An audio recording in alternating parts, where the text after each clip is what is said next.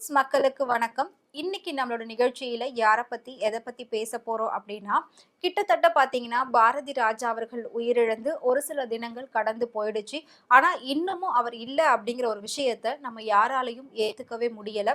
இயக்குனரின் இமயம் சரிந்தது மிகப்பெரிய ஒரு பேரிழப்பு அப்படின்றதுல எந்த ஒரு மாற்று கருத்தும் கிடையாது. கிட்டத்தட்ட தமிழ் சினிமாவுக்கு மீள முடியாத ஒரு துயரம் தான் இது அப்படின்னு சொல்லப்படுது. இன்னைக்கு வரைக்கும் எல்லாருமே அவரை பத்தி தான் பேசிக்கிட்டு இருக்காங்க. இன்னும் பல பேர் பாத்தீங்கன்னா அவருடைய சமாதிக்கு, அதாவது தேனில அடக்கம் பண்ண அவருடைய சமாதியை பாக்குறதுக்காக பல பேர் படையெடுத்து போய்கிட்டு இருக்காங்க. இதுல ஒருத்தர் ஒரு நல்ல விஷயத்த சொல்லியிருந்தாரு. என்ன சொல்லியிருந்தாரு அப்படின்னா, எப்பவுமே ஒரு மனுஷங்க உயிரோட இருக்கும் போதே நாம அவங்களுக்கு மரியாதையும் அன்பும் கொடுக்கணும். அப்படி இருக்கிற பட்சத்துல அவங்க இருக்கும்போது நாம அலட்சியப்படுத்திட்டு அவங்கள மதிக்காம இருந்தோம் அப்படின்னா, அவங்க இறந்ததுக்கு அப்புறமா அவங்க போட்டோவை வச்சு அவங்களுக்கு பிடிச்சதெல்லாம் நம்ம செஞ்சு வைக்கிறோம், அவங்களுக்கு பிடிச்ச துணிமணியை எடுத்து வைக்கிறோம், அவங்களுக்கு பிடிச்ச பொருட்கள் எல்லாம் வாங்கி வச்சு சாமி கும்பிடுறோம். அப்படி இருக்கிறத விட்டுட்டு அவங்க இருக்கும்போதே அவங்களுக்கு என்ன தேவையோ அதை நாம கரெக்டா செஞ்சோம் அப்படின்னா அவங்க உண்மையிலே மரணிக்கும் போது கூட ரொம்ப சந்தோஷமா மரணிப்பாங்க அப்படின்னு சொல்லியிருந்தாங்க. அதை உண்மையாக்கக்கூடிய வகையில தான் பாரதி ராஜா அவர்கள் மீது யார் யாருக்கெல்லாம் அதீத அன்பு இருக்கோ, அவர் உடல்நலம் சரியில்லாத போதே அவங்க எல்லாருமே அவர் கூட போய் இருந்திருக்காங்க. அவர்கிட்ட பேசி அவருக்கு ரொம்பவே ஆறுதல் சொல்லி அவரை ஒரு அளவுக்கு கொண்டு வரணும் நல்லபடியா அப்படின்னு சொல்லி பல முயற்சிகளை செஞ்சிருக்காங்க. அதுல நாம ரொம்பவே முக்கியமா பார்க்கப்பட வேண்டியவங்க நடிகை ராதிகா. ஏன்னா ராதிகாவை ஹீரோயினா அறிமுகப்படுத்தினதே பாரதி ராஜா அவர்கள் தான். சோ ரெண்டு பேருக்குமே அப்பா மகள் மாதிரியான ஒரு உறவு இருக்கு அப்படின்னு சொல்லி அவங்க பல மேடைகள்ல சொல்லியிருக்காங்க. அவ்வளவு சந்தோஷமா எப்பவுமே பேசிப்பாங்க.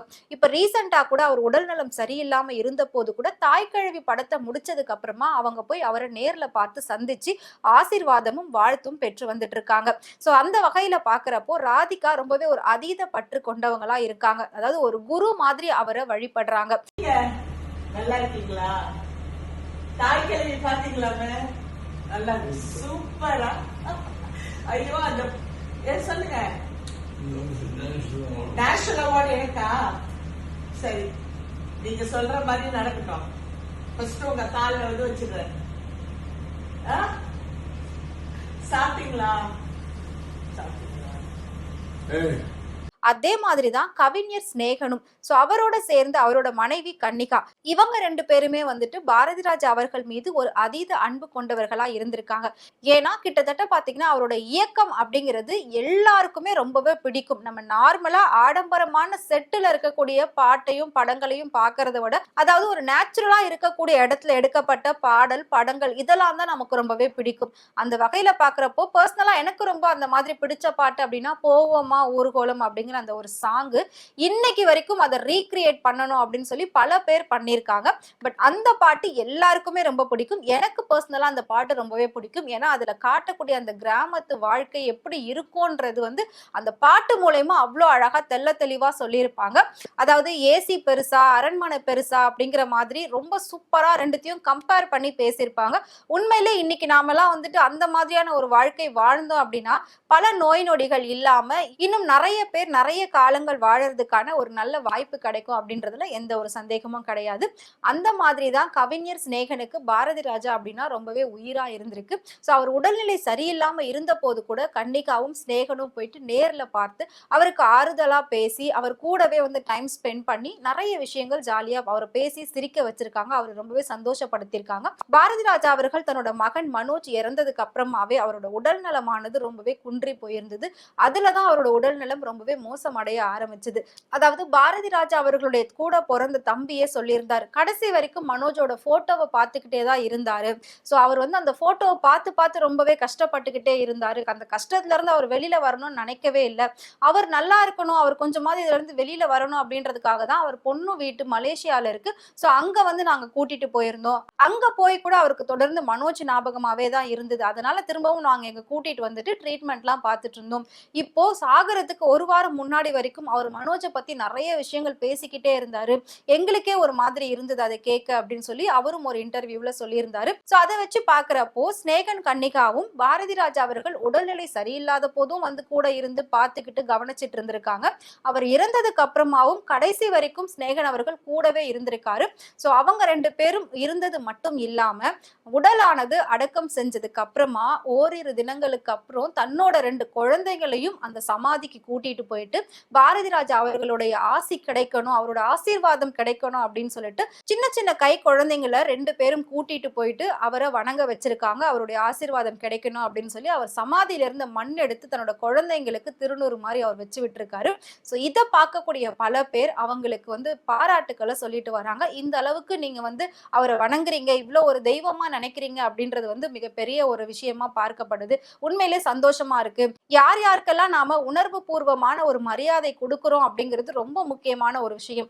அந்த வகையில பாக்குறப்போ தமிழக முதலமைச்சர் விஜய் அவர்களுக்கும் மிகப்பெரிய ஒரு நன்றி தெரிவிக்கணும் அப்படின்னு சொல்லி பாரதி ராஜா அவர்களுடைய குடும்பத்தார்கள் சொல்லியிருந்தாங்க. ஏன் அப்படின்னா அரசு மரியாதையோடு அவரோட உடலானது நல்லடக்கம் செய்யப்பட்டது. ஏன்னா அவர் மிகப்பெரிய ஒரு லெஜெண்டரி இயக்குனரா வாழ்ந்திருக்காரு. நல்ல ஒரு வாழ்க்கையை வாழ்ந்து பேரு புகழோட வாழ்ந்திருக்காரு. பல விருதுகளையும் அவர் வாங்கியிருக்காரு.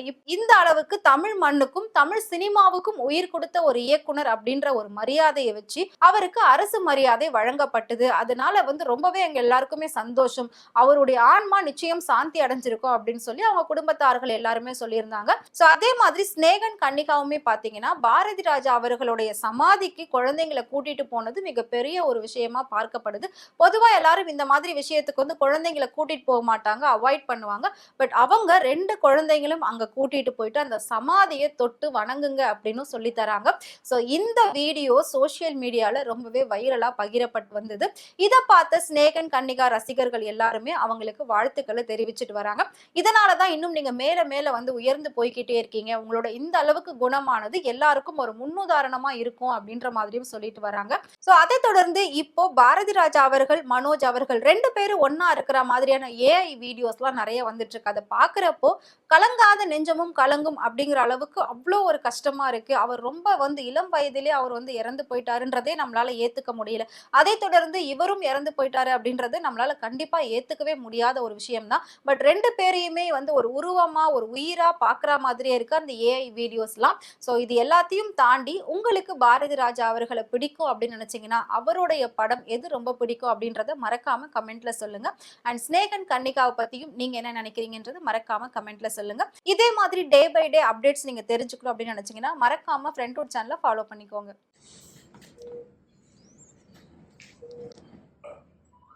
So, do you need help? அழகு. உங்களுக்கு திருஷ்டி தான் ஜாஸ்தியா இருக்கு. வேற ஒண்ணு பாத்தீங்களா? சவுண்ட் வந்துச்சுல்ல. திருஷ்டி தான் ஜாஸ்தியா இருக்கு. சுத்தி போட்டா எல்லாம் சரியாயிடும். இல்ல இல்ல நிஜமா சத்தியமா அவ்வளவு அழகா நடிச்சிருந்தீங்க. ஒவ்வொருத்தவங்களும் உங்களை மாதிரி ஒருத்தர் வீட்டுல இருக்கணும்னு எல்லா பேச்சு ஒரே உங்க பேச்சு தான். பிரம்மாதமா நடிச்சிருக்கீங்க. என்ன தெரியுமா மீன்ஸ் எல்லாம் வருது, அந்த ஹீரோயின் இருக்காங்கல்ல, அந்த ஹீரோயின் மாதிரி வாழ்க்கைக்கு ஒரு பொண்ணு வேணுமோ வேண்டாமோ உங்களை மாதிரி ஒருத்தர் எல்லா குடும்பத்துக்கும் வேணும்னு பேச்சு. அடுத்த தடவை வரும்போது அந்த ஸ்கிரீன்ஷாட் எல்லாம் பிரிண்ட் எடுத்துட்டு வர பாருங்க. ஊரே கொண்டாடிட்டு இருக்கு உங்களை.